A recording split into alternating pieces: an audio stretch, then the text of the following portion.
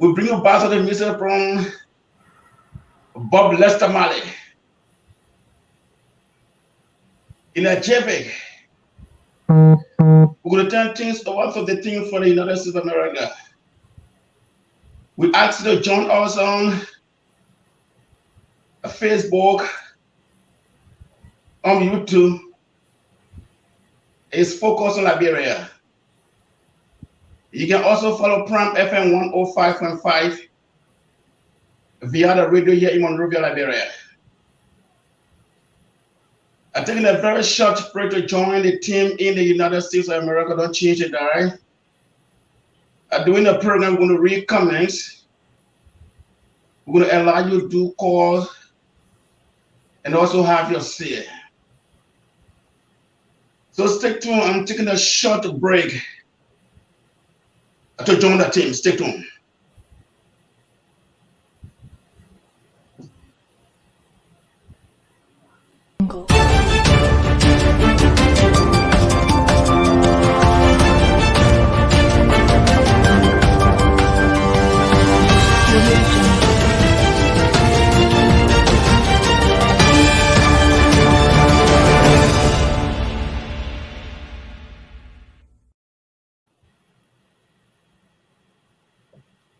Good evening, everybody, and welcome to Focus on Liberia, the Literary Hour. I'm your co-host, Jackie Sayegh, and with me is Professor K. Moses Nagbe. Hi, Prof. Hi, Jackie. It's nice to be here to see Brother Malba and you all working together. That's good. Yeah, thank you so much, Mr. Malba, for including us on your network. We've been with the Focus on Liberia. The Literary Hour has been close to a year and a half. And what we've done, Prof and I, we've discussed books, seminar works, poetry. We've done it by discussing mainly African writers and Liberian writers as well. And then we've branched out into world literature. So we have brought several authors to join us to discuss the book. Most recently, Greg Mittman, who discussed The Empire of Rubber. So today, we would like to just start by easing in and discussing how we can cultivate a culture of reading in Liberia. And we always start by saying that we do not know all the answers. We're on a journey as well. And we always say the quest is to know. You know, it's not what they say to you. What do you know for sure? Because what you know may be changed, but when you have the conviction and you read books and you compare books, you have this truth that maybe cannot be shaken. So that's why we always invite our listeners to come on a journey with us. And today, Prof and I will discuss how to cultivate this culture of reading and literacy in Liberia. Prof? Yeah, I believe that is important, and we want to thank Brother Malba and his team for helping to coordinate things.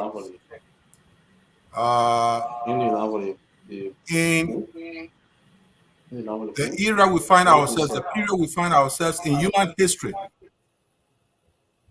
information has become very much important. And so people must build a way of life. That's what culture is, build a way of life. And building way of life has many parts to it. You can build your way of life to drink a whole lot. You can build a way of life to always want to meet people. And in our case, we want people to build a way of life to always seek information. And that seeking information brings in the need for you to love to read, for us to love to read. And I know there are people who maybe did not have this particular topic introduced to them earlier on. And so when they get to a point in their life, they say, how will I do it? I haven't known how to read. How will I do it? There are so many ways that people can help you to get to that point. The key thing is that you must take interest in wanting to know information. That's the key thing. Try as much as possible. These people, what they are talking about, my son, have you heard about it? What are they saying? And later on, going on and on and on, you can develop the idea, you can develop the interest to want to read. And that is the message for us to talk about today.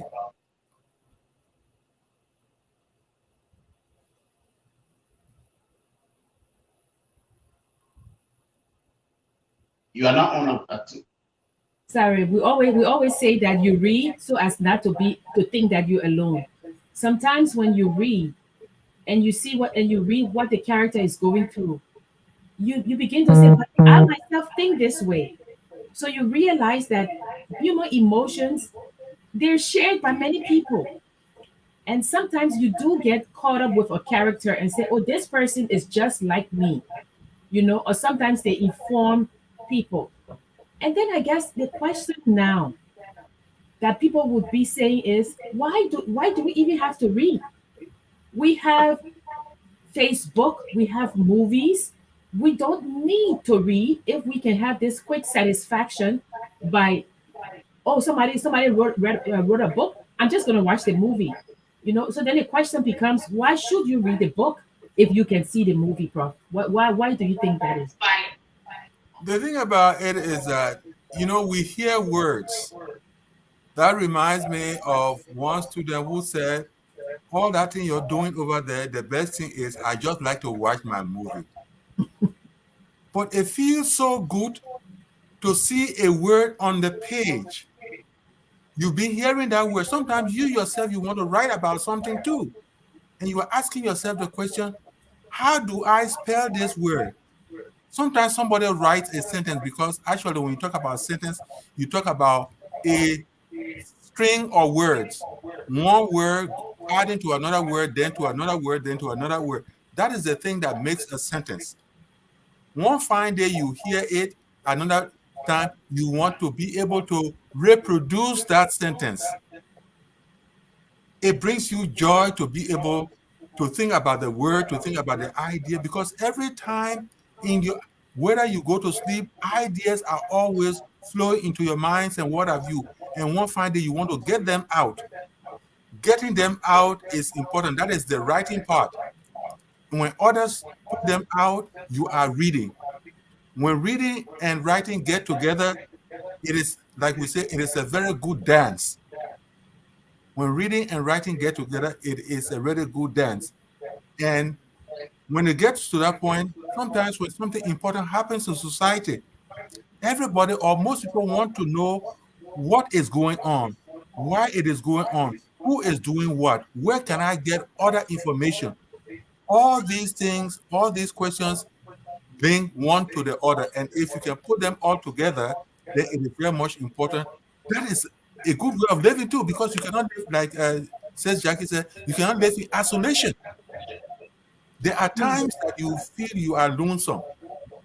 But when you get a book or you get a little paper and you begin to read it, somebody is saying something and you laugh. Somebody is saying something and it feels a part of you.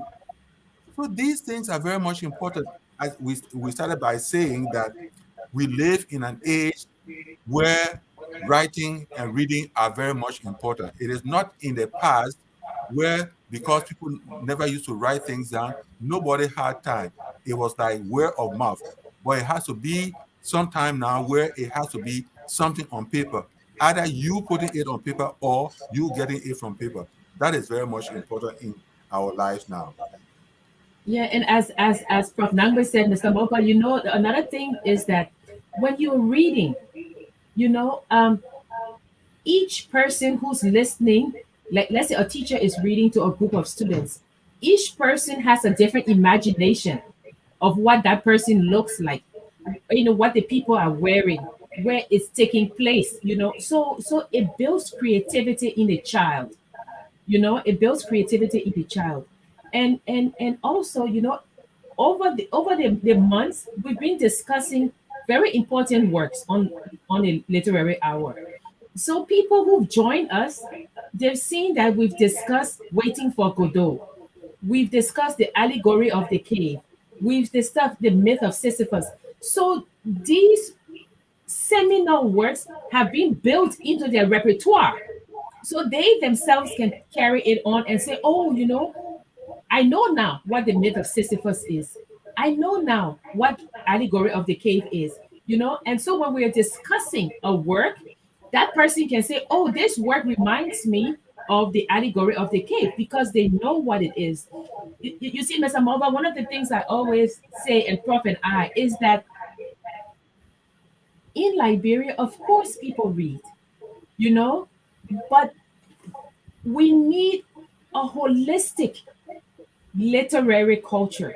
So, for example, when we were going to school, right, we would come home, we would go to the library. The USIS had library. They had a library, I think, on Ashmore Street, right? At the university, we would sit and read on the Palava Hut and argue, So, what some people don't know, and I'm not trying to talk down to anybody, but what some people don't know is that when you say I can read and write, you're literate, right? You're literate.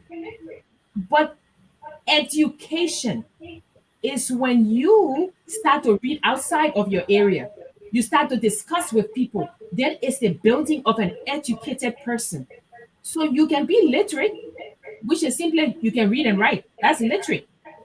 But to be an educated person is to know all the things that hold this educated culture together. So if somebody says to you, "Oh, Herman Melville," you know what that means.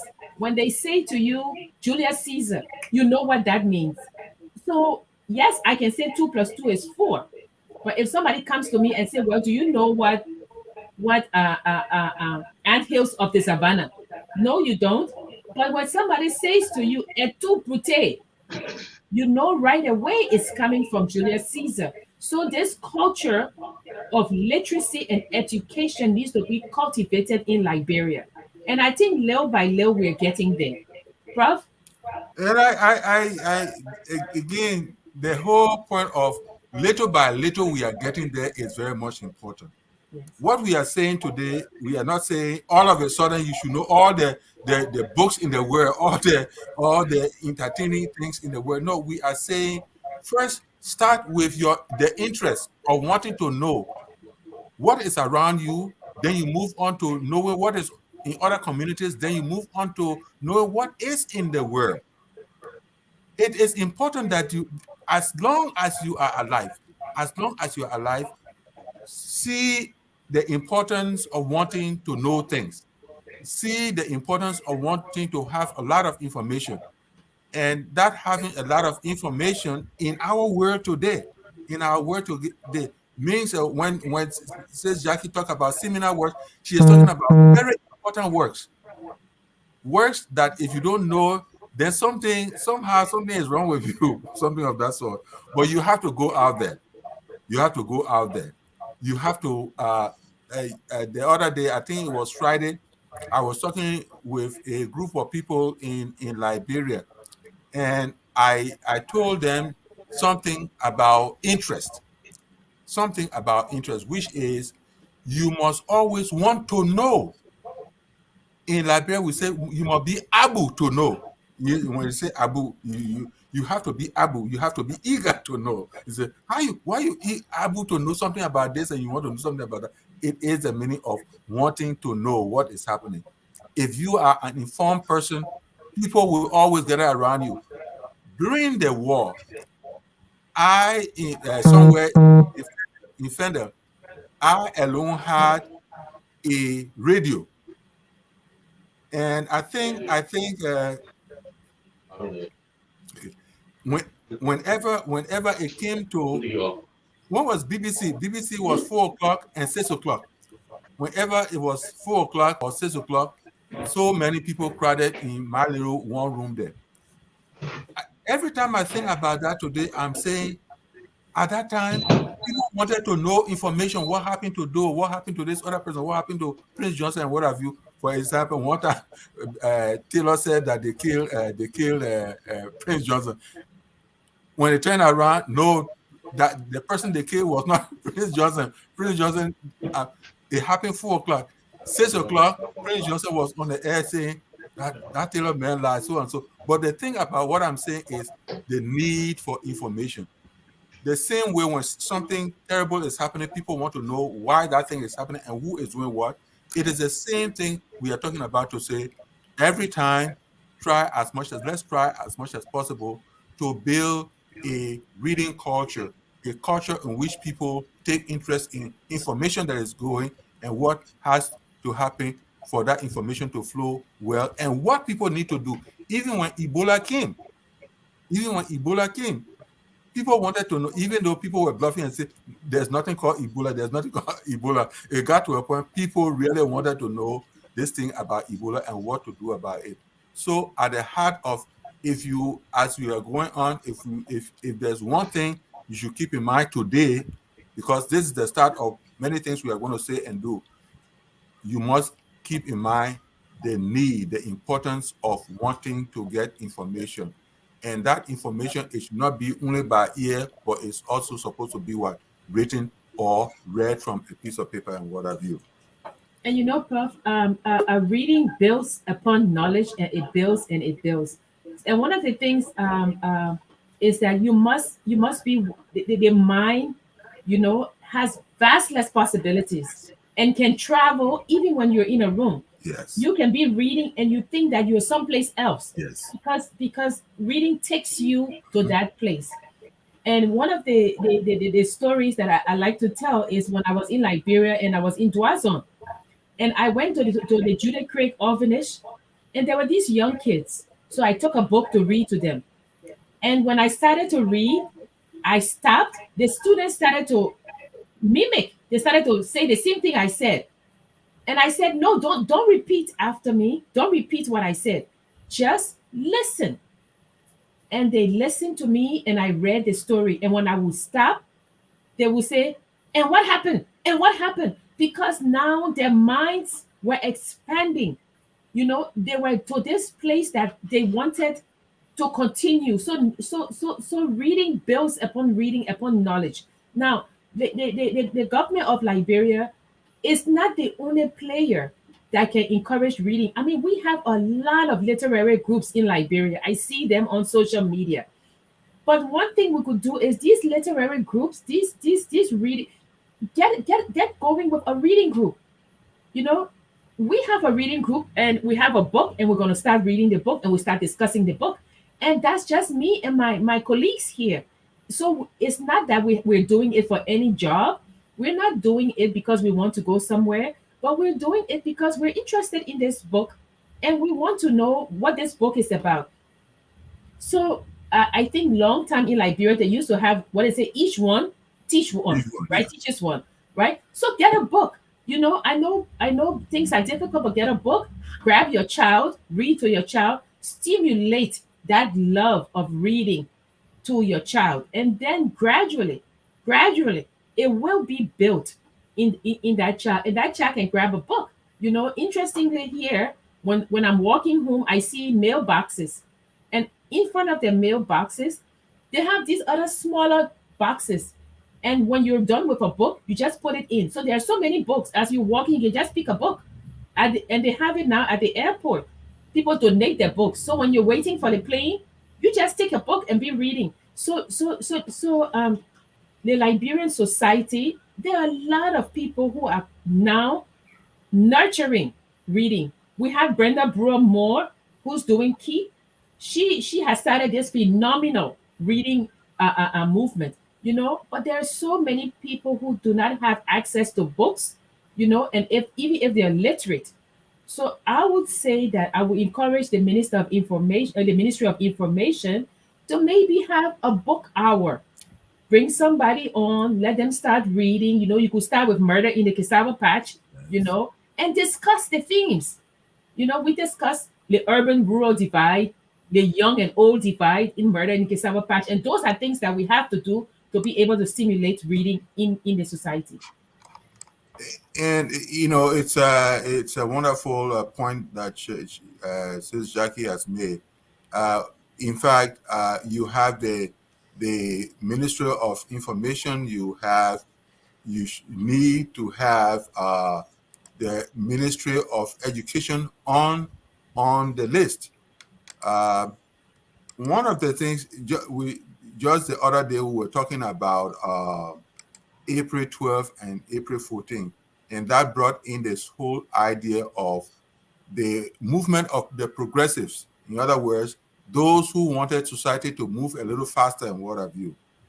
At the heart of it, we have a lot of young people at that time, myself included, uh, talking about the problems in society, and the quest of what people should do to a kind of reduce the pain of the problems. One of the things we did those days was that of having a lot of reading groups. There was the excitement. People wanted to know what was happening and what else needed to happen. So we had all these book groups in West Point, in all these little ghettos around Sony Wing, Slipway, and all those places there. Students came from school, and when the hour came, they sat down around and wanting to read activist literature. So yeah, that was the period then, and now it's another period. What we are saying is, let us be able to read like our own life depended on it. Let us try to seek information like our own life depended on it. Someone who is knowledgeable about many things can, one, advise people, two, let even the basic information flow here and there.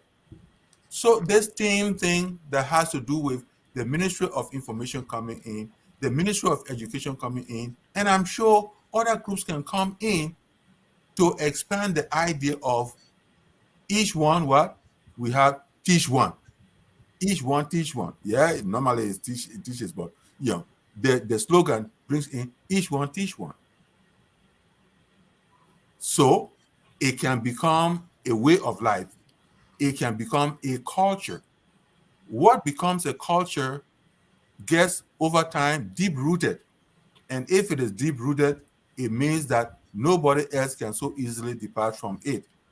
That is the message we are trying to bring today. I know as time goes on, we should be able, others can bring in ideas. We should be able to create little prizes and many other things as a way of especially encouraging the young people who will be helped in a way to get to another point. If I put a set of candies, I guess somebody will say, "But candy that candy alone will eat in the world." But it has to start from somewhere. It has to. Maybe it might be a T-shirt, maybe it might be a pair of slippers or what have you. But we think that reading helps build society. Reading helps build society. Why? Because from reading, we get information. The information to deal with agriculture, the information to do with health things, talking about sanitation, all those things that will come into the picture. Reading will have to do with taking care of young people, taking care of children, taking care of women, and of course, taking care of men. Each one taking care of the other one. That whole set of things will have to help build society. So reading is not a small thing. Reading is an activity that can produce so many things that every community or every country can really enjoy. Yeah, as Prof says, it provides solution because often we think that the problems we are grappling with, we always think that these problems have not occurred before, but they have. It's like what they say. There's nothing new under the sun. Nothing. Themes of love, betrayal, themes of conflict, all of these things are in novels. All of these things are in works of literature. If you say, oh, betrayal, Julius Caesar, Lady Macbeth, things like that. If I said to Prof right now, It was the best of times. It was the worst of times. Oh, yeah, He yeah. knows that it's Charles Dickens. So you little by little get to develop all of these things that will help you on your road to becoming an educated person. So, for example, let's say we have something that's happening in Liberia at the present, right? And we say, oh, right now there's corruption. The mystic reformation of Gondolia Yes. by Roland Dempster dealt with that thing almost 40 years or 50 years ago. So read the book. How did this country, this mythical country, how did they confront Yes. this? If you talk about uh um I don't know, you talk about Jayene Moore's book, how did he deal with things like this? If we talk about the rain and the night, how Yeah. did the Gola people deal with these things? These are books that should be printed, reprinted for our young people to read this book and sit down, under the sun and say, let's discuss this, argue civilly, disagree civilly, but discuss the books, because a lot of times Prof and I don't agree on all of the things. We don't agree. I will say this and he will say no, it's this. But the fact is that we are reading, and so we would like not only our young people, the older people as well, to continue reading, to continue discussing books, so that, like we say, an educated country will not be wrong. They will be able to get together and confront issues that are challenging the country. So that, I think that's what we're trying to do on this show. Mhm. Thank you. And sorry, I'm late, but this is so fascinating and so interesting to me. So I couldn't help it but to jump in and ask you a few questions, because I too, being someone who was born, as I always say, behind God's back, reading was a thing, right? So when I saw the topic, the importance of cultivating and reading culture, the first question, Prof and Jackie, that came to my mind is reading what? How do I start it? And how is culture, because we are trying to cultivating a culture. So how is culture formed? And when it comes to reading, where do we start? Okay. Let me start. We laid the groundwork earlier on when we said that So I'm culture. throwing you behind, right? No. It's very much. Okay. Who knows? Who knows? There might be others who are coming in like you came in. Culture has to do with a way of life in the upper part of our country. You cannot get up if you cannot. As simple as cutting down a tree, there might be people who don't know how to cut down a tree. As simple as going to the waterside and taking a huge pan, you alone, you go there and you want to put water in that pan, but the pan has to sit somewhere. I did it as a point of, you put the pan on your head and you have a cup. You squat a little, take the water and put it in. You squat a little, take the water and put it in. And by the time you know what's happening, you have a little feel and you know that the pan is already full.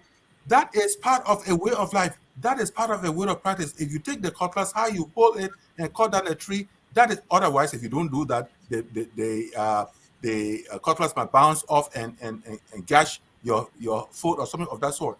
But the whole idea of a way of life has to do with how you do things so much better so that you are glad you did those things. And that comes also to reading. How do I read, as Brother Jai was saying, how do I read? What do I read and other kind of a thing? First has to be your interest in finding information. You have to look around yourself. You have to listen to what other people are saying. And from that point, begin to form an interest to see how well you can read. And reading, the information you are reading has to do with something that is supposed to improve your life a little. I know there are so many things people can read, but the first matter of things is you've got to find things to improve your life. We were talking about Ebola. People needed to read. Ebola I cannot talk that enough about Ebola. We are talking about even whether people are going to demonstrate here and there, what have you, what are they demonstrating for? Who are they demonstrating for? This demonstration, what does it mean to me as a person? What does it mean to my community? What does it mean to the country? If people are engaged in demonstration and stores are closed, there are no cars running here and there. What does that mean to me? You've got to be able to know these things, and knowing those things will kind of help you either to advise other people or make sure to know how you go about doing what you are doing.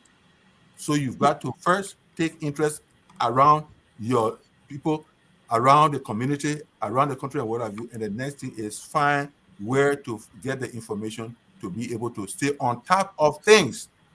We all need to always stay on top of things, whether it comes to health, whether it comes to religion, whether it comes to people interacting in a way possible. I think that's very much important in the process of knowing how to read and write the culture.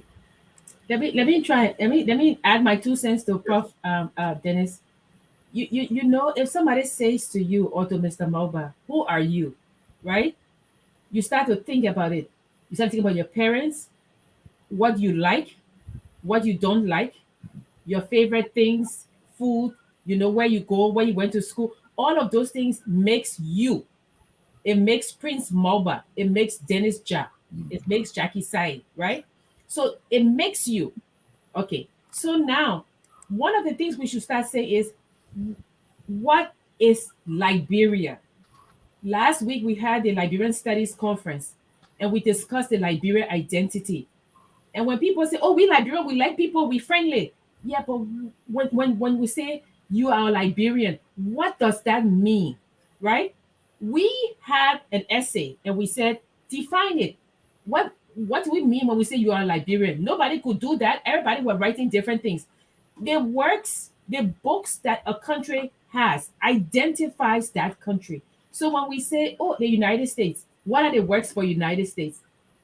Mark Twain, Tom Sawyer, Herman Melville, Moby Dick, George Orwell, Animal Farm. We are able to take this group of literature and say, this is the literature of the United States. And in this literature, what do we see? We see loyalty, we see love, we see patriotism, we see nationalism, we see the all-seeing state. These are things. So I agree with Prof that when you say, what are we going to read as Liberians? The Liberian books. And we look for the themes in Liberian books. When Wilton Sangawolo was writing, when Dempster was writing, Edwin Barclay was writing, K. Moses Nagbe was writing, Patricia Wesley is writing, what are the themes? Let's draw those themes from there, and we can look at them and say, oh, this is the identifiers that makes up the Liberian character. So we nurture our young writers, we nurture those who have written, we encourage our young people to write, and their works become the foundational works of Liberia. So when you say to me, oh, what do you mean about Liberia? When a Nigerian man will say, oh, go read Things Fall Apart, I will say to you, go and read this book. This book will tell you who or what Liberia is. And those are the things that we need, to talk about. Yeah. Well, and let me come back on that question of culture, because Prof, you gave a very good example of dipping the water or cutting down a tree. It means I'm growing in an environment where cutting down a tree is known by everybody around me. So it is not very difficult for me to cultivate that culture. When it comes to reading, both parents did not go to school. I don't have people around me that are going to bring me up in that environment. My father doesn't have a bookstore, and I'm not trying to pick on anyone here. So how do I cultivate that culture in an area where I don't have access to books? That is in an underdeveloped country, where these days people call it developing country. That is a very important challenge, and I believe that here the schools have to play a role, because the schools become the first center or one major center of understanding the importance of books, the importance of reading.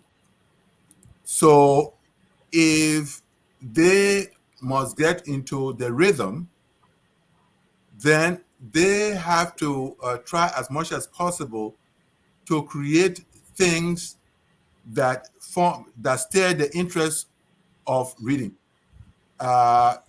Take Philip Weiser, for instance. Philip Weiser, many of our journalists, Bill Jackman, all they came from the Detroit end. Yeah. First, that was Double High. They came from the Detroit end, and one of the activities that really stirred these guys that have done very well in the area of communication in Liberia, they got into media groups. They had clubs for journalists and what have you, and every now and then they came together. Sometimes during the week they will have a meeting 2 or 3 times, and through that, if you wanted to get information out to the people and you wanted them to clap for you, you had to make sure that you studied the in and outs of getting information. So yes, Brother Ja, I believe you hit a particular point which has to do with, what if I don't have a literate background? What if I don't have people that can help me, that can push me to be able to do that? It has to be those people who at least are beginning to see the information as being important to come together. So schools can set up media groups. Schools can set up reading groups. And even if it has to be once a week or twice a week that they sit around some little fireplace or around some table, that is going to be the beginning of all things that are supposed to stir the interest in wanting to read, in wanting to share information, in wanting to produce information. Or even an hour, when you're in school, the teacher reads to you. What if you take 20-minute silent hour? Everybody reads, Yes. right? Let's say you have books, you say everybody reads. And I like to tell the story of my great grandmother Dennis. It's not just a bookstore. My great grandmother, as I always say, was the wisest woman I've ever met. It stays with me today. But my great grandmother never finished high school, never even went to ninth grade. But when I would get home, she would say, "Where's your book?" Right? And you sit there and you read, because you're not going anywhere else, so you might as well read. Having my father, who had National Bookstore, was just a plus. It was the icing on the cake. But I had to read. So even in the indigenous areas, people know the value of being an educated person. So even when the children come home, they say, "You got your book? You not read your book?" So the government can nurture those by having these book clubs all over the place to help the young children. I think so. Yeah. And with that, let me bring in Prince, who is right there in Morovia, we say on the ground. Prince, when it comes to this culture of reading, what do you see around yourself? The children that are of school age, even adults, what is it that is obtaining around you there when it comes to reading? Thank you, Dennis. And let me say welcome to the show. We started the professor along with Jackie. Yeah, it's a great topic. It's a good question as well. Well, I think the culture of reading, or the interest in reading and writing in Liberia, have dropped significantly in our school system. It has dropped because what I've seen or what I've witnessed, students do not have interest in that. And so in cultivating that in a country like Liberia, where the population, the youthful population itself, doesn't have the interest in that, in the various schools, reading and writing now in Liberia is a serious challenge in schools. You have students that is in the ninth grade. The good thing is that now we have a lot of writers now in Liberia, writing Liberians stories, like Jackie said. all the readers from 9th down are all like familiar stories that will help you to understand the culture, because all of those names that will be written in the books are Liberian names. The town and the villages near are all Liberian names, which is very important. But yet and still, the school population or the students don't have interest in. And so to cultivate that in Liberia, or to bring that back to the path we're on, like the professor said, when someone was going to school, even though we did not have the reading books stores, but we could find people, we could find means to go from place to place just to get a book to do assignments. Now, even though not a reading bookstore that I can point out in Monterey now, but those books are available. You can go to various places. For example, one of the popular places in Monterey is 4th Street. You go there, you see most of the reading books. We're opposite Teacher Robert. You come to Center Monterey or Education Building, you will see the books there. Yes. And so, yeah. But the students are not even interested. And so, I wanted to ask that question, and then I asked the question. I do not know how we can succeed in this society now. And I think the scoop that Jackie said, the Ministry of Education, and then the prof said, the Ministry of Information. And the schools also have to be involved. Like Jackie put it, you have to have time for the kids to read. Because the reason where you have a very educated or literate society is how you breathe in, how you breathe out. The foundation of education is the key. And so if the elementary aspect of education, the reading, the interest in reading and writing is not prioritized, you might not get nothing from the child when they pass history. You might not get anything good from them. So Dennis, to answer the question, is a challenge. What we see in mindset, I'm sitting talking to you, my church runs an elementary school. And that is a challenge. The kids are not interested in reading and writing. They are not. You give them their own reader, the very reader in their hands, you take a summary from them, give it to them, say, carry on and read and read. Some of them will not do it. This is a fight that we're going through in life. So the worry now is what becomes of the society. So with these topics, when it's been broadcast on the radio, that we're doing it now on Prime FM, we focus on Liberia. Then we engage the school administrators about it, because those things are glaring facts. The school administrators know them. The Ministry of Education knows them. And the Information Ministry knows them. So, it's a challenge. It is a challenge now in Liberia. The population, the reading population is not interested in reading and writing. And that's something that may even further, then, our population in terms of count, if it is not addressed properly. I see. Did you?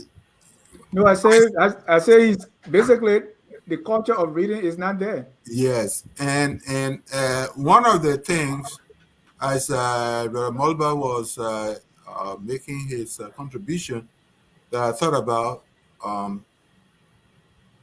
we have to think about incentives.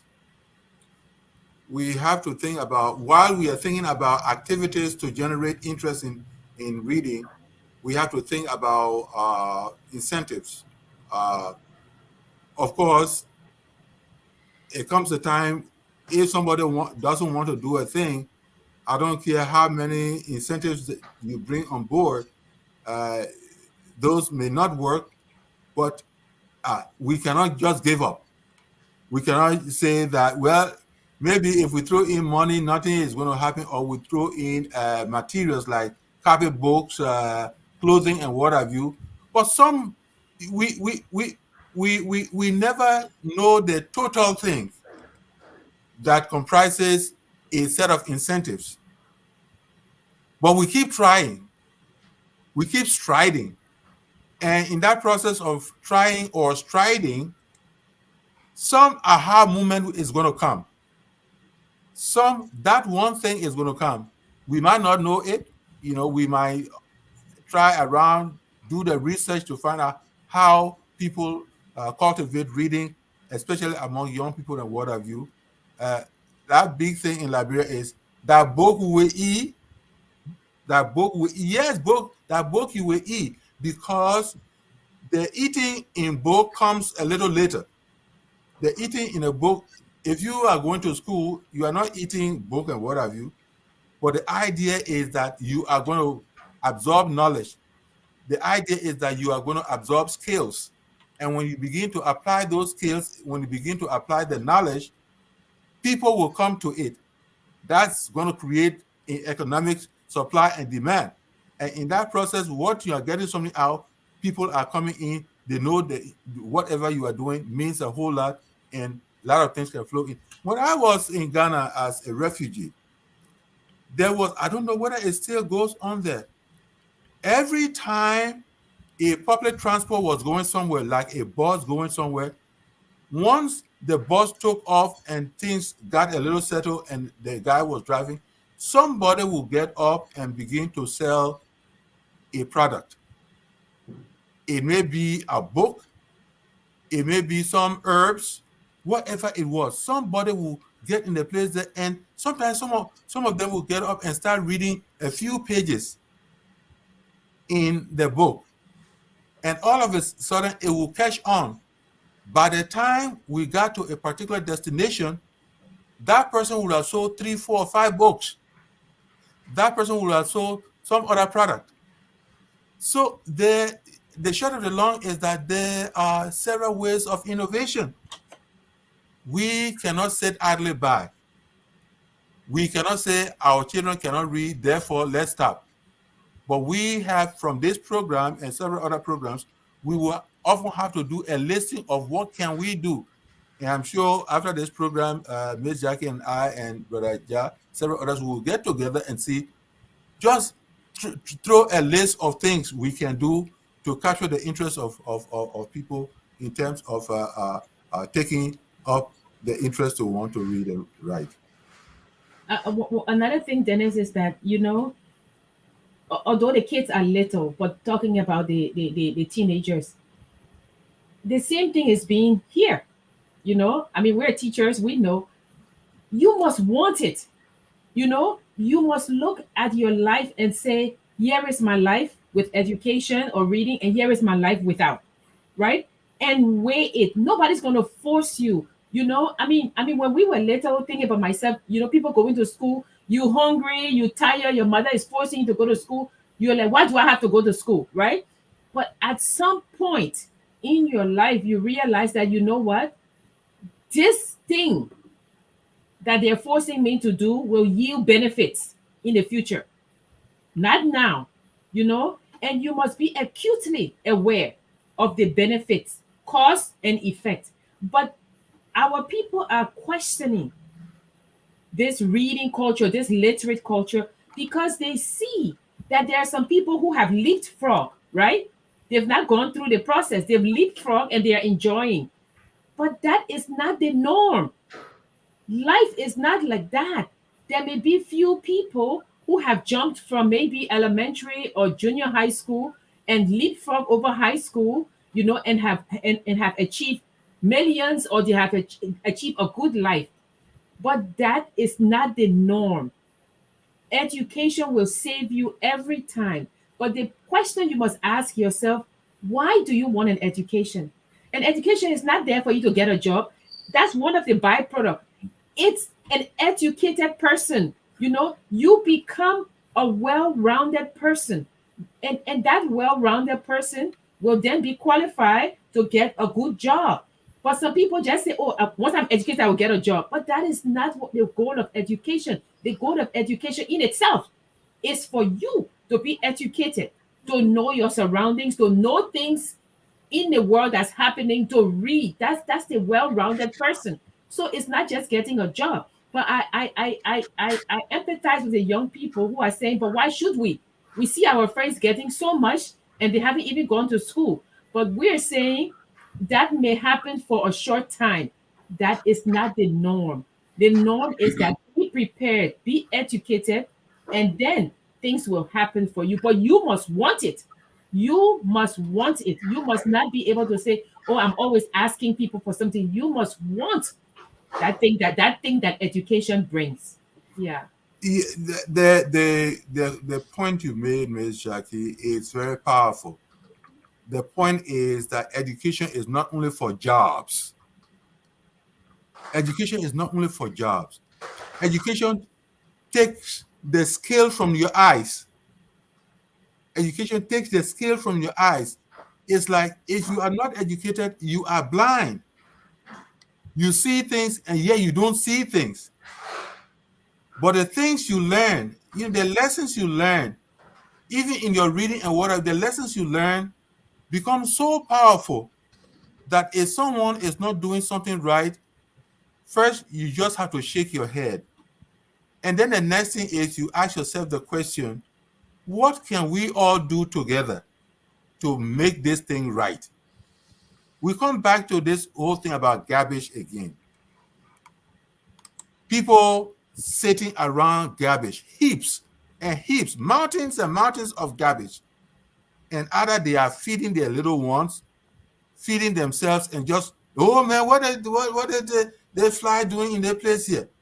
And by the time you know what's happening, the fly has deposited something and all that kind of a thing. But if you are educated to that point to know about health and science and what have you, you will try as much as possible to start putting things around that over time will build onto something that is just a mountain of illnesses in there, diseases in there to come back to you. In the case, yes, in the case of even money and what have you, being educated, try as much as possible to understand the importance of integrity, the importance of honesty, the importance of sincerity will over time help you to pay attention to money that you and the community get together to collect and see what it does in the future. Education is not only for jobs. Education is in there to clean your mind of a number of things and make you a very, very decent person. And Dennis, if I may, just quickly, another thing is people talk about civics all the time. Oh, patriotism, love of country. What's more loving to a country than if you see somebody drop a can of soda, empty can, you pick it up, or you say to that person, this is our country, let's work together.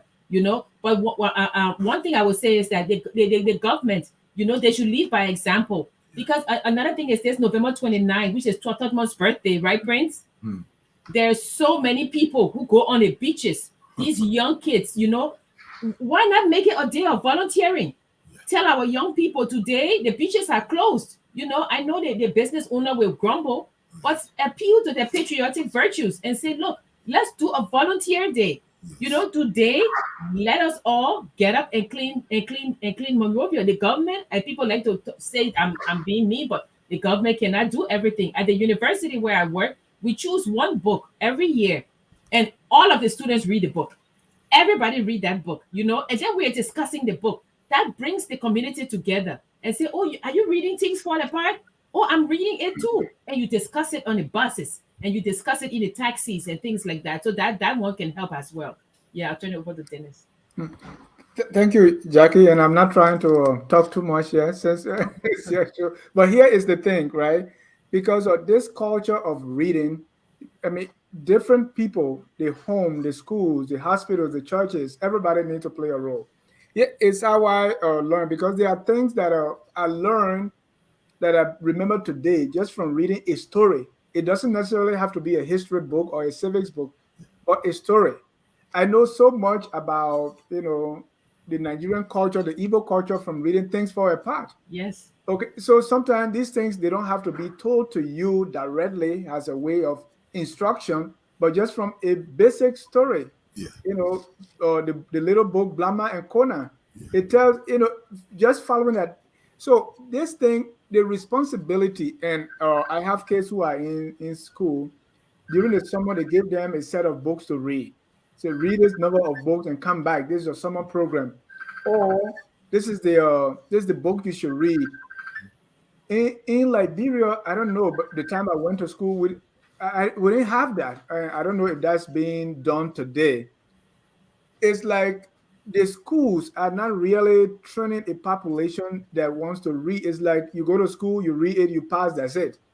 So there is no outside assignment that will encourage people to read, that will encourage book clubs. Even in our churches, when I was growing up in my church, we used to do a Bible quizzing, and that helped us to read the Bible. Where are these things today? How can the government, the classroom, the church, the homes, the community, how can all of us help to cultivate this reading culture? What are some of those things that we can do? The I think sorry, Prof. no, go ahead.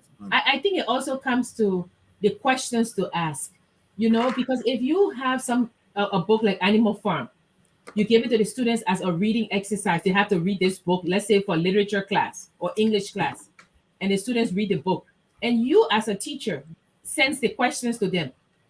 Who is the author? When the book was written? This and that. Those are not questions that will stimulate anybody's interest.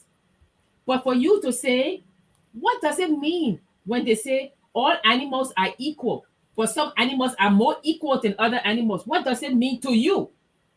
That's something that will make the child think. Or to say, Moby Dick, right? Why was he pursuing the whale? Why? Those are, and then another question or another prompt would say, apply it to your life, right? And if you, I mean, you will see the child will probably say, "Oh, I wanted this thing, and I was running behind this thing." So it makes the child know that this reading is about you. These are common themes. You have to make reading exciting so that when a child is reading, they don't want to put the book down. Oh, what happens next? What happens next? It's the art of teaching to draw out from that person who's reading or who you are teaching something that will make them say, teacher, I want to learn more. I want to learn more. Tell me more. Not for the child to be looking at his cell phone to say, what are the class we in? I need to go now. What are the class we in? But to make the child want to know more. And when that child goes home, they fire, right? They say education is not the filling of a pail, it's the lighting of a fire. So when that child goes home, like I used to do, I would say to my great grandmother, "Oh, let me tell you this story." So the child would tell the story and say, "Mom, let me tell you this story. This is what happened." And then the child, so you have to nurture, you have to nurture. And it's true that they're not an abundance of books in the country, but you can do a national reading strategy. Okay, this school and this school, you guys gonna read these books, just this one book, and you guys gonna debate or you're gonna talk about it. You have to develop this reading culture in our country, or else our young people who are growing up, they are going to be old people who don't read. They're not going to get any better. So the young people who don't read today will be the old people who don't read tomorrow. And then what? And then they have their own children and the cycle continues. So we have to nurture this in our children. They every now and then, I don't know whether is going on, but every now and then I will hear about a little program where students from a variety of schools will represent the schools. There will be a passage. There will be a passage, and each school will take turn in reading that passage. What we are saying is that there can be the very big idea, and there can be the small ideas. Sometimes small ideas grow into big ideas. So the little things we talk about, get into sports, and so many schools participate in sports, soccer, basketball, lawn tennis, table tennis, and what have you. Can we not create programs around the culture of reading? Can we not create ideas around listening to young people, reading, and being taught how to pronounce words, reading to make sure they pay attention to punctuation marks. All these things, and then you have somebody who goes around to coach them. All these things are very much important, and then they catch on. They will have to catch on. There has to be a way where people will say, well, look, when we go to the reading session today, I am going to bring a trophy or I'm going to bring some kind of prize. So the thing is, how many things can we bring to the table to stir the interest? Nobody should kind of pull back from bringing ideas on the table. And no idea is a bad idea until it is studied very well to make sure that, well, it may not be a wrong idea, it may not be a good idea at the time, or it may be a wrong idea right now. Tomorrow it might be a good idea. So no idea should be thrown in the waste basket. That is the thing. Do they still have a tie shop? Abraham, do they still have a tie shop? Yes, we do have. We have a Okay, tie shop you around. do have a Yes, tie we do shop. have. Okay. Now that is one part of it. Whatever they discuss over there, as I know, it can be become an eating ground. And it can become an eating ground where these young people go to make sure that they invite some big person who wants to be president or want to be represented and coming out that. But that can be a starting point. The I Bible, think so. I think so. religious books, Yes. like the Bible, I mean, you could say, what, you can say, okay, the prodigal son in the Yeah. Bible, right? Yes. It's about forgiveness. Yes. So get the young people together, let them discuss about Yeah. forgiveness and say, is it right to forgive? Uh-huh. These things also help you as you're thinking about larger national challenges like, Yes. do we forgive people who kill our people? Uh-huh. Do we implement the TRC? They Yes. come back to this. Okay, what does the Bible say about forgiveness? Oh, Yes. I remember we discussed this. If the senator goes to the Atai shop and he's talking and he say, "Oh, I want to be senator or so and so," you start to think Animal Farm. What do you think about Animal Farm? And then you start discuss. So literature permeates almost every aspect of our life. But we have to know the types of books Yeah. that and the situation. But that comes from reading. And so that's why we are saying that Liberia should nurture a culture of reading. Yeah. Okay. And Jackie, there are people who want to call in, so we're going to announce the call numbers very soon, both in Liberia and here. But Yes. here is one example. I was speaking to a friend in Liberia, and it's I said the temperature is this. He said, but how you know? So I'm saying this to say we go to school and we teach what is temperature. Temperature is the hardness and coldness of Yes. something, right? Yes. But nobody announces, and Prince, you can tell me if I'm wrong. Nobody announces the temperature of the day on the radio. And what's the weather today? Nobody announces that, right? Yes, And so yes, how yes, people yes, know? draft, yes, draft. And typically, I mean, it's not. We used to do it some years back, but it has dropped. Right. It So has dropped basically, things on that the people video. can easily learn, Uh-huh. without even going to school, they are not discussed in the community. They are not. So that culture is like from top to bottom. These things are not discussed. These things are not brought to the limelight, and so no one cares because something as basic as because I memorized that when I was in school, but I really did not come to understand it because nobody has ever told me, the temperature.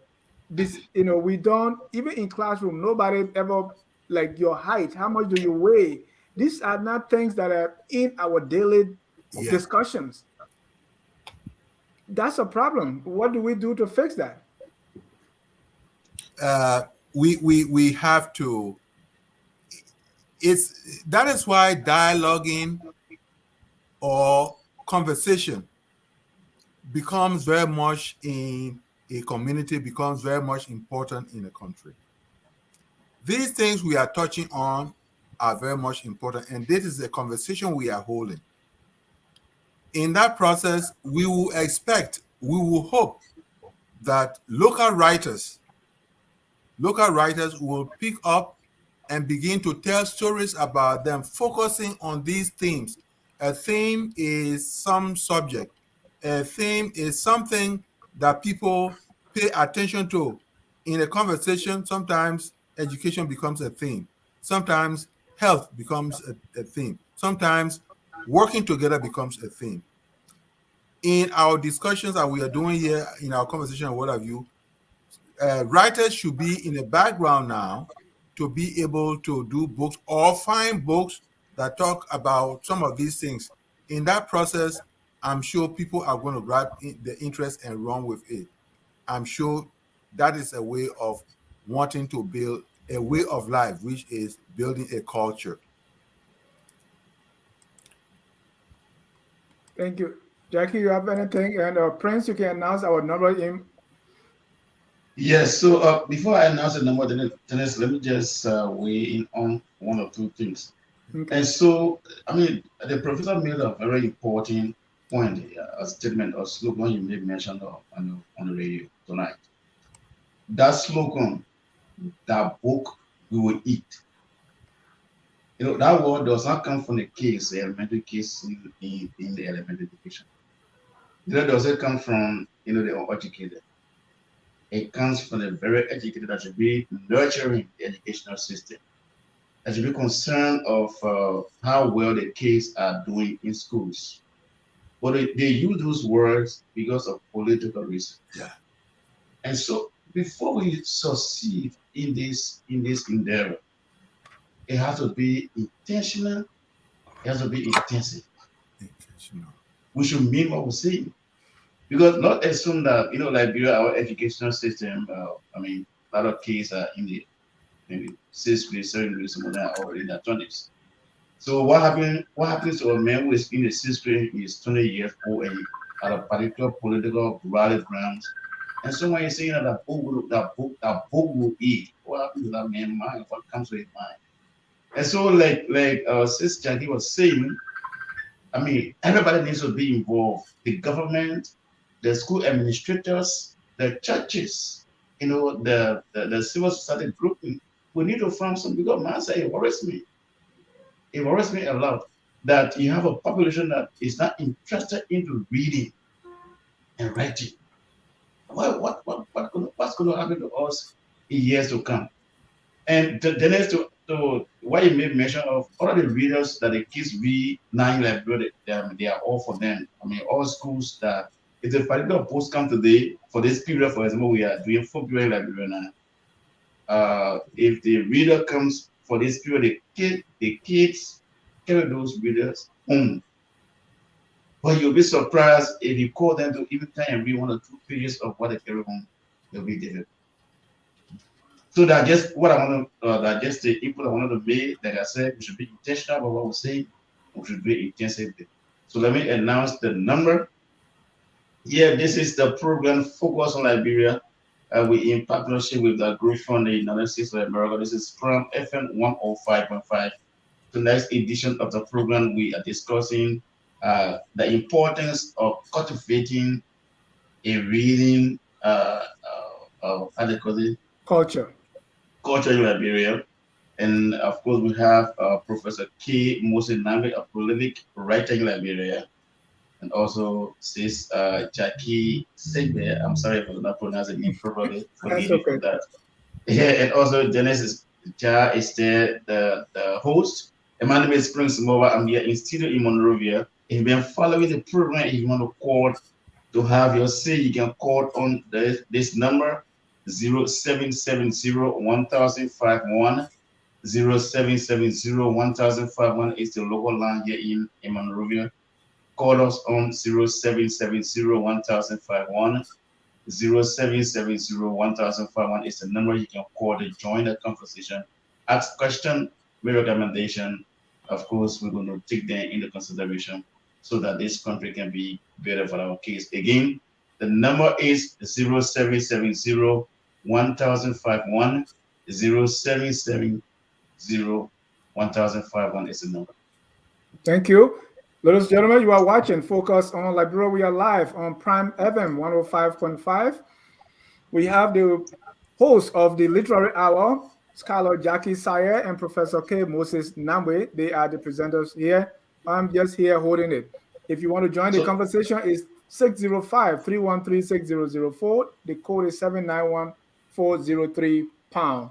We have a caller on the line, Jackie. Caller, your name and where you're calling from. You hear me, Mr. Job? Yes, sir. Go ahead, sir. Thank you so much, and thanks to Professor Nagbe and Mrs. Sayegh.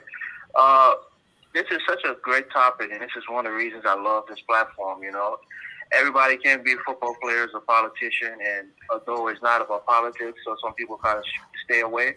But I really love the topic, and just to give a little bit of a personal, a comment for myself. I remember growing up as a child in Liberia, in Congo Town. My mom at the time, she used to read these novels, and at the time, of course, I couldn't read well, but I used to always see her cooking my book. When it's in the afternoon, when she's done cooking, she's outside in her chair reading that book. Read many books during her time in Liberia. But once we came to the United States, of course, with the hectic lifestyle here, a lot of people kind of stray away from that habit of reading. So I think, like Professor Nagbe and Mrs. Sayegh, this is just a great topic and how to cultivate reading culture for our young people, especially people in Liberia who now is obsessed with social media. One of the suggestions I would make, and again, it's kind of a small suggestion, is for those parents who have kids who are at least in ninth grade, who at least can technically comprehensively read a book. You should encourage your children to read to you. When they come from school, let them bring a book, or it could be a bonding moment for a mother or father and a child. Read this book to me and then explain to me what the book is about. That's one of the ways, children can get into the culture of reading. And also, one of the things that I used to do when I was in school is read in different accents. Sometimes you're reading a book, if it's about the South, you can try to put a little Southern or twang to it, or if it's about, a different part of the world, you can try to reenact the way that person would have spoke and read in that accent. So there's so much things that we can do and enjoy ourselves in reading. So I really enjoy the show, and I think this is a great topic for people in Nigeria to really recaptivate that culture of reading. Where's our next Maya Angelou? Where's our next poet coming from in Nigeria? Where's our next, Achebe? Who's going to be our next our next Konakasu? Yeah, exactly. We have to cultivate this culture so that our young people can grow up to be authors. So thank you again so much for taking my call. I appreciate this program. It's very important for us. I'm glad we're having it tonight. Thank you. Thank you, Evis. That was Evis Morris. Prince, you have a caller there?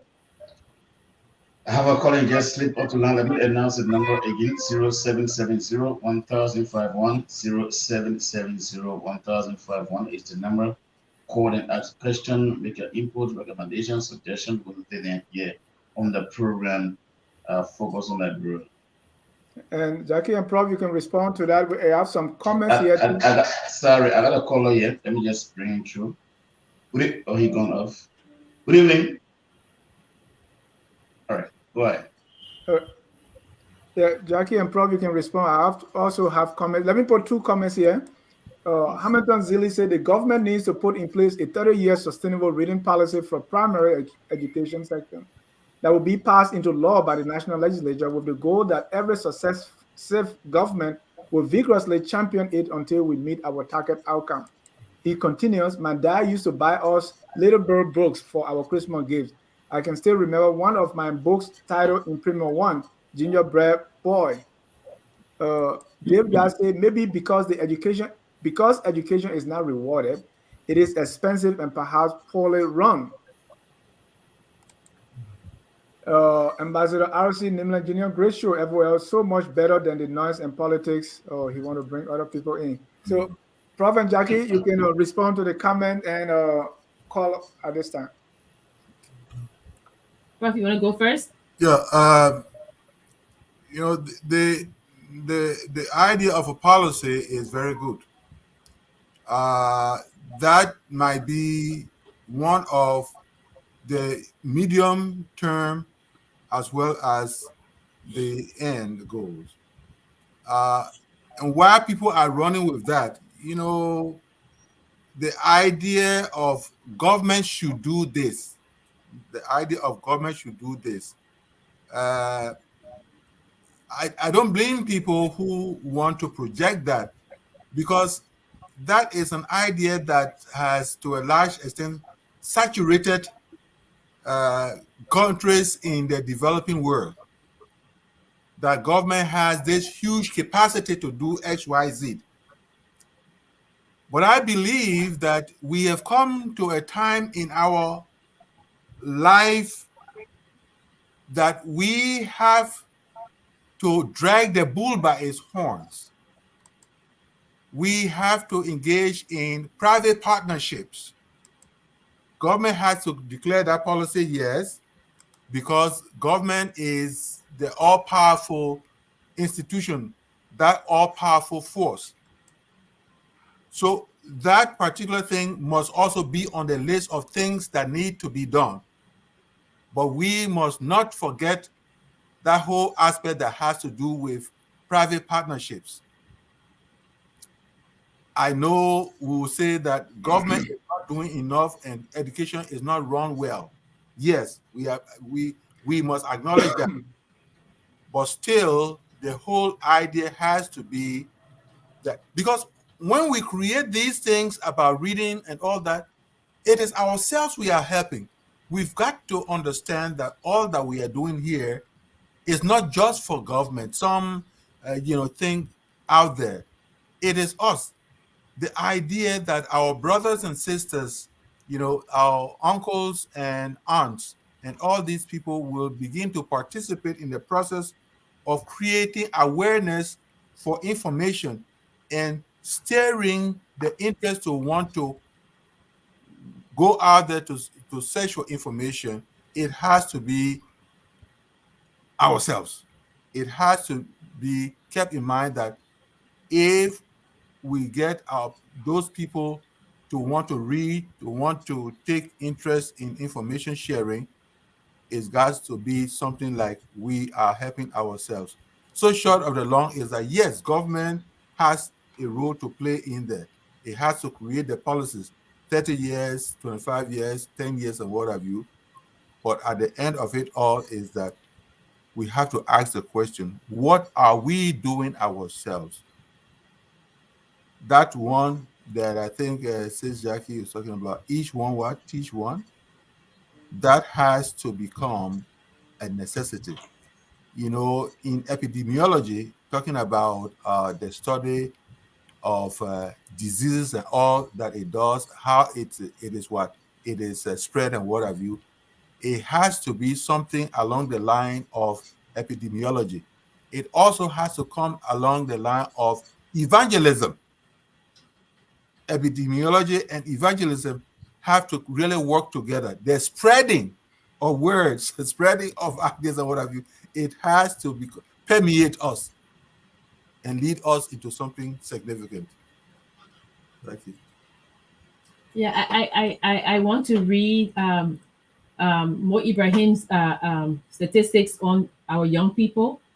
See, Africa is the continent with the youngest population worldwide, right? It goes on to say, by estimates, African working age population will grow by approximately 450 million people. In 2020, Africa's population under 35 years old represents almost a billion people. That's 540.8 million who are under 14 years and 455 million between 15 and 34 years, which is the UN version of youth, right? And that amounts to 22% of the world's total youth population. And it's growing and it's supposed to double. So for a country in Africa, on the continent, to say that we have this youth bulge that is going to continue growing, and this youth bulge that they keep talking about, the youthful dividend is when you're going to get benefit. If these people are uneducated, what you're doing is sitting on a ticking time bomb. Number one, they are uneducated, so some of them are not going to be able to be employed. Number two, we are living in a knowledge economy, a knowledge world right now. I always say to people, Japan, they don't have natural resources. Why is Japan a superpower? Because the knowledge resource is up here. So We can talk about Firestone all the day. Rubber, we have diamond, we have gold. The people who are educated will come in and take the diamond, the rubber, and the gold and everything because you are not educated. You don't know the value of what you have. If a young man is uneducated, the Kofi Annan said the most dangerous person in the world is a young man who is unable to feed his family. If that young man keeps coming home and his wife and child is hungry and he cannot find a job, if somebody comes and say, here, put a bomb over there, I'll give you $1 million, he will take it because poverty to him is what? Personal and local. His child is hungry. He don't care about the world, what the problem is in the world. He wants to feed his child. We need to educate our young people so that they're able to find jobs, have pride in themselves, and support their families, and know that they themselves are worthy. You know, our young people are growing. Some of them they see themselves as having no future. We have to have a sustainable educational system that will educate everybody. And I know, Prince, when I'm saying that, it might sound funny, but you could be like Germany, right? Germany, they have a track. When you finish high school, not everybody got to go to college. They ask you, what do you want to be? Oh, I want to be a carpenter. I want to be a mechanic. You go to that school and you learn a trade. I mean, in America, we know carpenters make more money, plumbers make more money than people even with college degree. Before they come to your house, you have to pay them for just to look at the pipe.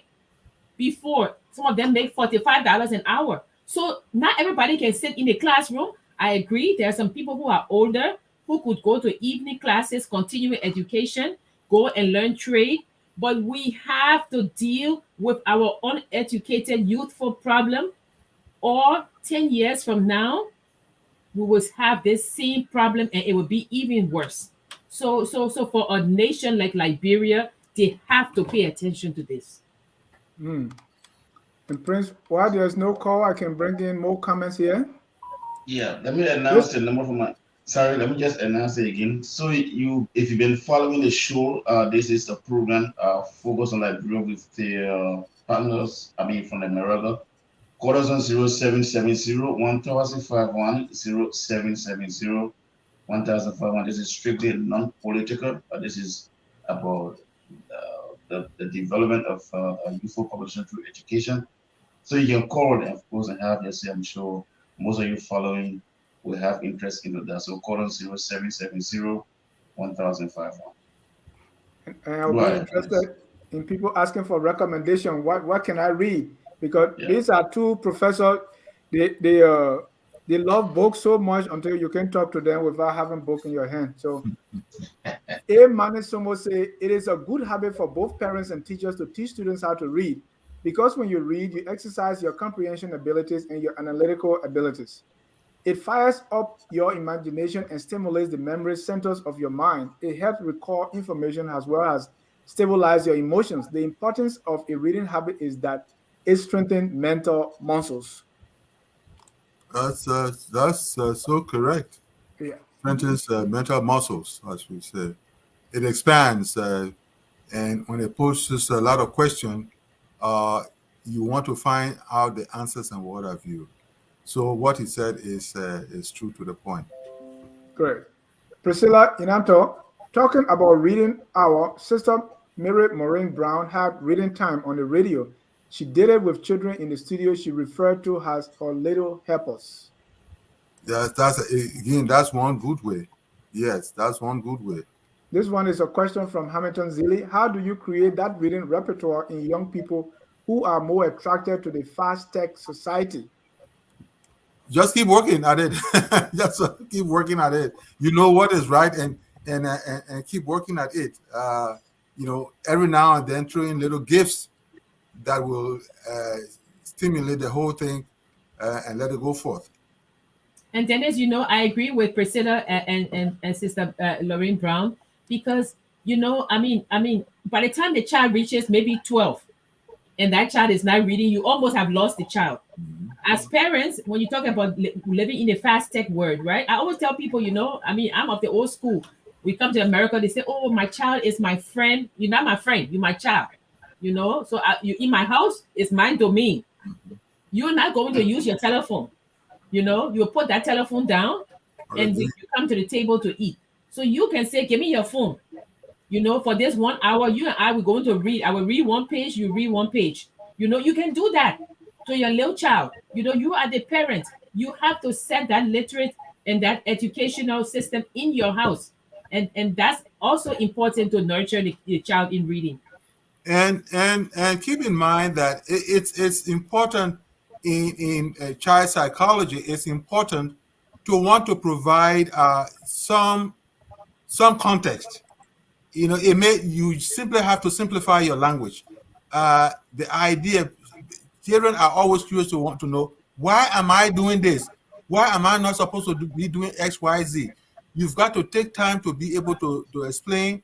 And in that process, every time you have an important activity where the child is about to drag feet, you should be able to explain it in such a way that it dovetails with the expectations somehow in the future. So all these things, it's a whole package.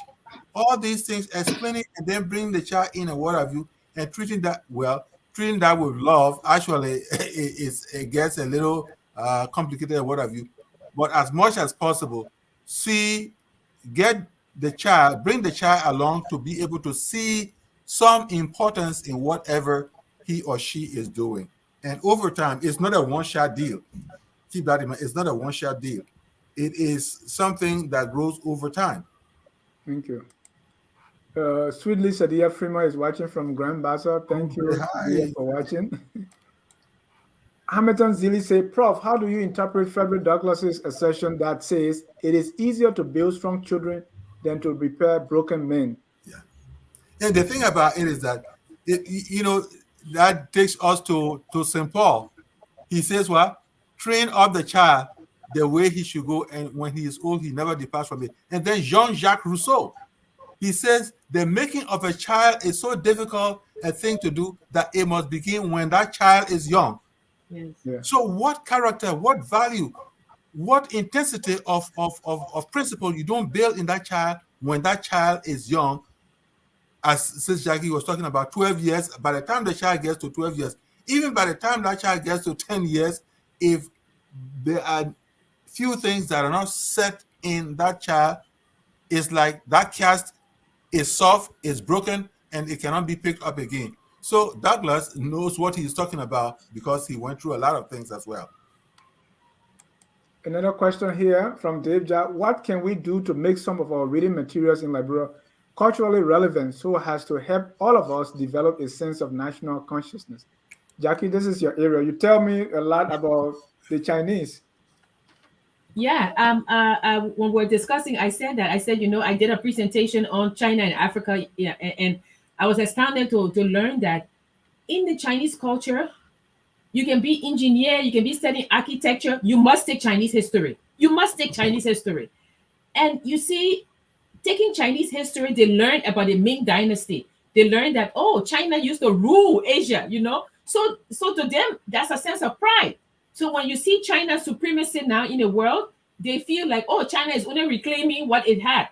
We Prof and I have been talking about the grandeur that was the University of Liberia, right? When they were teaching African languages, Greek, Latin, and the University of Liberia was the place people were writing about it in books. We talk about Liberia's place in the world, right? Liberia's place in the African Union, Liberia's place with the global community. All of these things help us to know that this country was when I say what I mean historically, So what we are saying is that teach the young kids. When we were growing up, we used to read, Prof. I used to think that snow was white, and then one day I saw it blue one night. I've never seen snow, and I was reading about snow. It was only in, I think, 12th, 11th grade that I started to read. There was a book called Africa Speaks, and we started to read. But now, Dennis, that is not the case. I just learned from Ibrahim that the late Amos Sawyer, peace to his ashes, he commissioned some books on civics. We have Robtel Paley, who written a book, Bagba, about corruption, about how young kids can avoid corruption. Right? We have our own K. Moses Nagbe here. Dr. Nagbe has written a lot of books. I mean, nuggets of the African novel. I go to that. That's my go-to reference book for African literature. We have Bamba Sirleaf. We have so many writers. You know, so the Liberian Ministry of Education is already doing that, Dennis. They are trying to make the literature, the reading relevant to the students. That's only one of the tasks, not only to make it relevant, but to stimulate students to want to read it. I guess it's the next one. A lot of the Liberian books now are out of print. You try to get Mystic Reformation of Gondolia. I got it from a university in Indiana. You know, Victoria Tauber book, you cannot even find it. Jayden Moore's book is out of print. You know, but the government can start by saying, you know what, these are our works that we should get together and we should. Aberport's book, you cannot find it. You know, so the government needs to start working on these things so students can read. And when they are reading, they will say, oh, you know what? It may or may not build pride in their country, but it will help them along the road to be an educated person. And there's something you said, you know, giving the Chinese perspective on identity and culture. And I think that is very significant. I know we have multiple identities in the country there, and therefore, but what is wrong with a mosaic type of identity? You know, as Sawyer would say. You talk about Ghana. If you listen to a lot of Ghanaians, they say, in the whole of Africa, Ghana is the best. That phrase, Ghana is the best. Where did it come from? How was what has it been so cultivated that people, even people in graduate school and what have you, they talk about Ghana is the best. Whether there are pitfalls here and there, that one statement, Ghana is the best, sometimes it gets irritating in those who it gets irritated. But the idea is that there has to be something. There has to be something we can claim as our own, as a national own. That collective ownership must have to be there. And we can create things around stories to ensure that such a projection, such a worldview about Liberia is so set in place that we can espouse to making it real and that sort of a thing. And then the government can do more. You know, I always tell you when I'm traveling, I travel to a lot of African countries for my work. I get to Zambia. I mean, I keep saying this here about Zambia. When a Zambian man meets another Zambian man and they are shaking hands, what do they say? One Zambia, one people, one Zambia, one nation. And they say it all the time. And maybe by saying it, they get used to saying it. Liberians can do the same, you know, one nation, one people, we are one people, because no matter, like we always say, where you're coming from, you may have come from across the ocean by canoe, by boat, we are here on this piece of land that God ordained us to be. So what are we going to do now? So in education culture, we will start working towards identifying what is it that when we say I am Liberian, what does it mean to us? You know, and so we are reading all these literary works, and we say, "Oh, okay, we're reading. Oh, so this guy, he said in America, but yeah, it's the Liberian identity, and that is should be one of our main tasks because we need unity in the country. No country, as I say, is 100% bad. There are some good elements in every country, and it is up to Liberians to read the literature, know the history, to uplift the country." You know, uplift the country. And as we always say, keep saying it. You know, Zambia is not 100% good, but every time I go there, I feel so happy when they say one nation, one people, one Zambia, one people. So we have to do that. We have to continue to lift our country up. Thank you. Prince, any column? I have more comments here. No, not yet. Just continue with the comments. This one from Jiple Cabra Chebo. While Professor Nagbe's point on individual efforts to foster progress on arts and literature is noted, the government drives policy and must do No, more. you are correct. You are correct. Chebo continues, as a matter of fact, what is the Arts and Culture Bureau doing to foster these kinds of development? The Arts and Culture Bureau is perhaps the most important bureau at MICAT, that's the Information, Cultural Affairs and Tourism, Yeah. but they are doing nothing to foster our arts. In essence, more needs to be done on the policy level to elevate Liberian art, culture, and literature. I couldn't agree more. This You are one right. from Francis C. Wilson, in order to make themselves more relevant than they deserve, there is a concerted effort to purposely deny the glory of our past.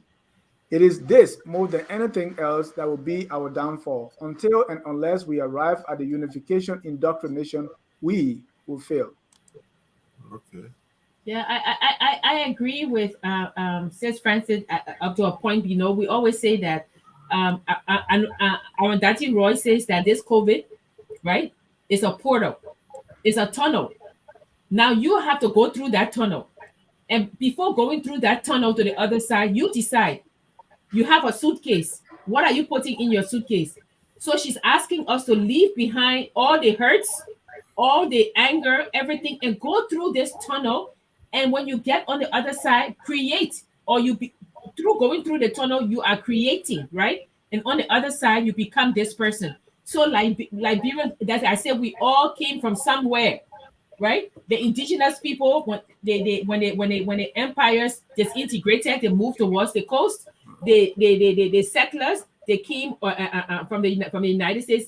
We have the Barbadians, 300 of the Barbadians who came and settled, and then we have the people who came from the Congo, right? Who were brought to the shores of Liberia because slavery had ended, and they weren't taking them back to the Congo. You know, so we have all of this mix, but out of this mix, we have to be, and I would like to say, like the United States motto, "E pluribus unum," out of many, one.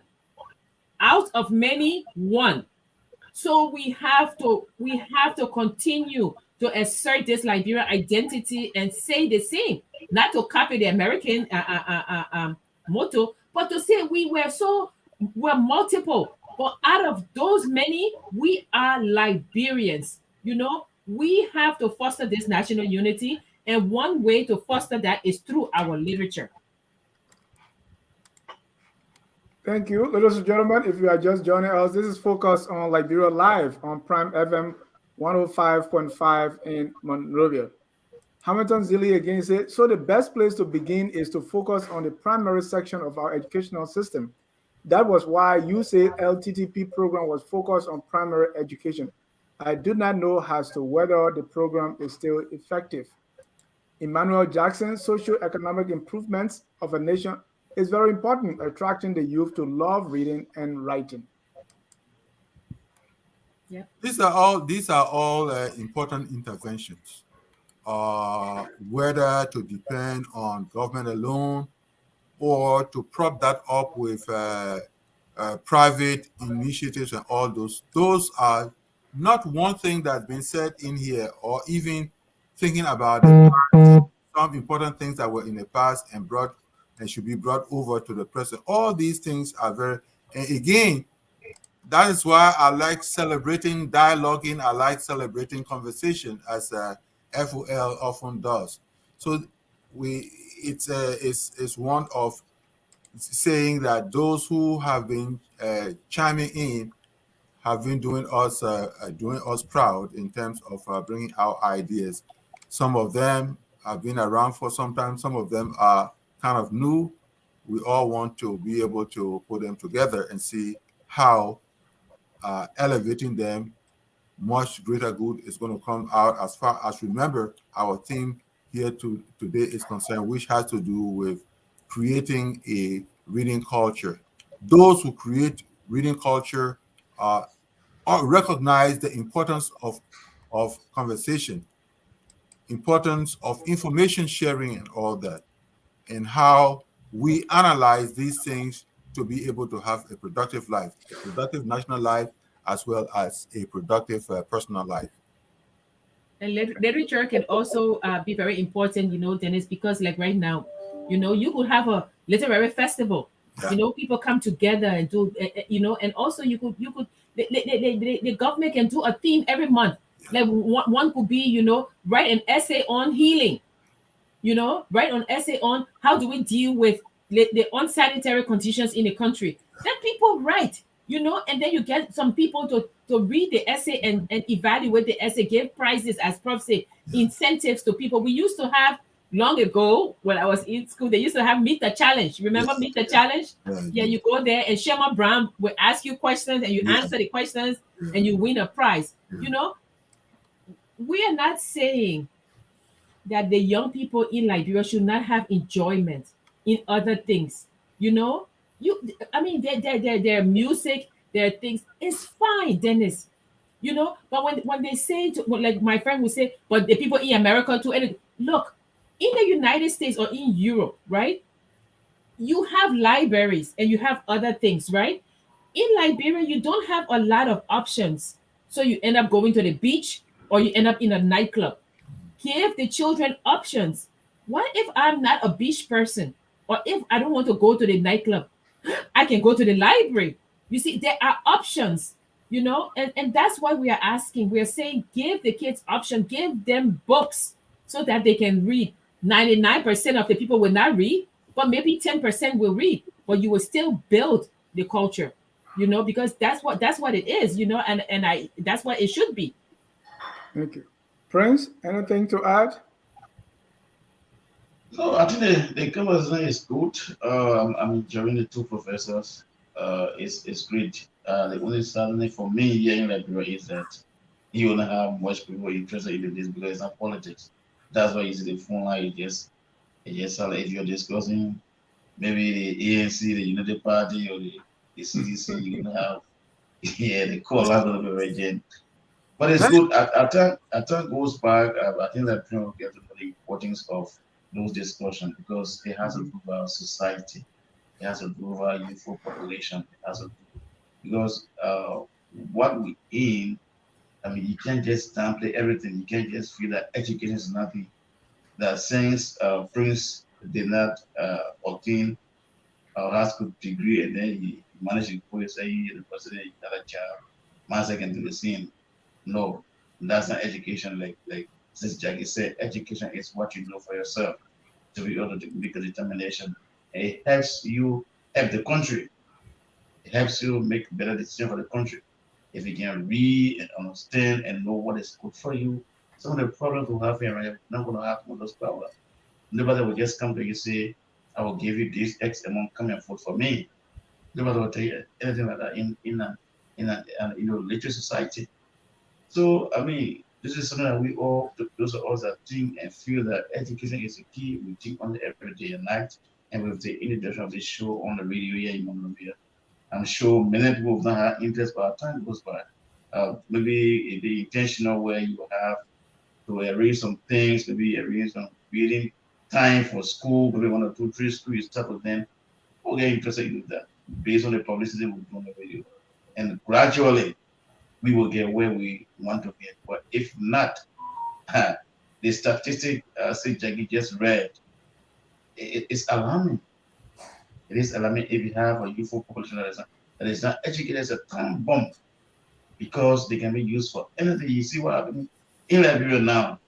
Look at our young people are on drugs. When many of them do not go to school, they break, they just around, and anybody can use them for anything. So that's just an input I can make. And I pray that this message will go across. Yeah. I know many people are listening, but they may not be the calling tip. So they will not want to call. The regular callers will be the regular messages. Yeah, this is not the regular talk. Right. And Yeah. Prince, Yes. and Prince, you don't need to be sad for that. We'll keep doing it, and it's going to come. You see, I have if you have a first grader, kindergartner, or third grader here in America, there is a culture. If my son, someone in the second grade, came home with a work, and you try to help them, they will tell you, no, that is cheating. You know, if you try to help them, like to give them the answer, they know that that's cheating. They know how to stand in line and wait their turns. Why? Because all these things are taught in school. They teach them how to stand in line. They teach them how to wait their turn. They teach them how to share the toys. You can go in the toy room and take everything. Okay? So it is that same teaching that when you get into government, it will not make you to take everything that belongs to everybody. So that teaching starts from there. And so that's the tough job, and that's the position we put ourselves in, and that's what we want to do. So as to teach the people. Focus on Liberia was organized on the basis of educating, elevating, and promoting all things Liberia. And so even if one person listens today, that's a big mark. I like to quote the Bible because even God, in his infinite wisdom, hosts a party when one sinner repents. So when one person listens to us, Prof says Jackie and we're going to have a party right here. Jackie, let's draw down the curtains. Let's drive it to a conclusion here. But let me read two more comments before you come in so that as we go to a close. Maki S. Manu, yes, they need to try, they meaning the government or the Ministry of MICAT, need to try to keep our beautiful and unique art and culture alive. We don't even see national activities across the nation. Says Francis again, remember the spider stories? Those stories stuck with us for generations. People who did not have the capacity to read were able to touch the imagination of children with those stories. Dennis, I'm coming to you with another idea that we can share with the radio portion in Liberia for the children. I think it would be brilliant. Going to run it by Prof and Jackie. Oh, when I saw Ron, I thought you said I should run for president, so I got scared. Prof and Jackie, it's all yours. Yes, Jackie. One of the things that that ran through my mind, you know why people. I think that one of the reasons why people run to this, they think cursing is good. In a lot of the politics that they cursing your opponent, and what have you, all this, and even some of these talk show people, they think cursing is good. Then when you curse, hey, yeah, that man brave. See how he feeling cursing. How he feeling cursing. Sisi, that Sisi comments, Alexander comments, or what have you. Cursing is not a way of life. If it is a way of life, it is not a good way of life to go on cursing people. So if cursing people will draw other people to that place, then the people have to think about themselves. You've got to go to places where things that will help improve people's lives become very much important. And as we've been saying, reading to get information, to share the information about health, to share information about agriculture, to share information about how to live well with one another, that is what we think is very much important. And that is part of the package we are sharing with all people today, that the more you read, the more you get information. And the more you get information, you turn that information into knowledge, and that becomes a set of skills that people can use to improve conditions in the country. Liberia needs to go forward and let everyone join everyone to make sure that we move forward in this era of our time, this period of our time. That is the message from my end here that I want to throw out there. Yeah, I agree with Prof. One thing I want to say is that you see, Prince and Dennis, education really elevates the person. So, for example, every time we're eating, like you come home, you take out your clothes, you put on your dirty clothes, you eating, you sitting on the floor, you eating. But the human being wants to aspire to something. That is why sometimes you get up and you dress up and you say, "I put on my coat today. I'm going to this place." Education makes you aspire. I can be this thing. I can elevate myself. So education elevates the individual. Literacy can save you. I was in Liberia in Breville. I have a medicine I'm supposed to take every day. I was taking the medicine. Medicine wasn't working. I'm sitting there like, what's happened? So as I'm eating, I turned the medicine bottle around and it said, do not take with food. I have been taking this medicine almost a week with food. You know, But think about the person who can't read, right? And they are mixing bleach with vinegar. Bleach and vinegar causes chlorine gas. It's toxic, you know. Or they're taking bleach and mixing it with ammonia. That's chloramine, you know. So education saves the individual. They elevate and it saves the individual. So what we're saying is that our country cannot ignore this group, these young people that are going towards this cliff. They need a sustained effort to make Liberia an educated nation that it was. We always say to people, yes, yes, we got advanced degree in America, in Europe, but we were educated in Liberia. If it was not for our education, we would not have aspired or be what we are now. Our background was in Liberia. So we need to educate our young people to build our country so that when the older people who are educated, when they leave, the young people can take over. Forget about those who have leapfrog and they have big jobs and they are not educated. Everybody is not like that. We need education. So as we discuss in the coming weeks, we say that grab a book, pick up a book, start reading. If you're on a bus, read to somebody. You know, we know that there's no electricity sometimes. Light a candle, read, keep reading, and you will get in a habit of reading. You know, and I will end before Dennis closes to say, as we always say, we are rooms. Liberia is the roof. The roof is there, and we are the rooms. Lift Liberia up. Speak well of your country. No country is 100% bad. I will tell you, thank you, Mr. Moba, for opening this avenue to us. We are very, very glad that we've been on for 1 year preaching this, and we are very glad to be able to talk to fellow Liberians about this important issue. Thank you, and thank you, Dennis. Tonight at 8, we're going to have the show, Liberia Diaspora Virtual Summit, which is coming up in May. That's on Unification Day. So we have the organizers will be right here and focus on Liberia in an hour's time to talk about it. Then tomorrow on Tough Talking Thursday, this whole idea of politics based on your ethnic group, on your region or your county, where does it come from? What does it mean? Who's responsible? What's responsible and what are the impacts and implications? We will be discussing that tomorrow on Tough Talking Thursday. You don't want to miss that.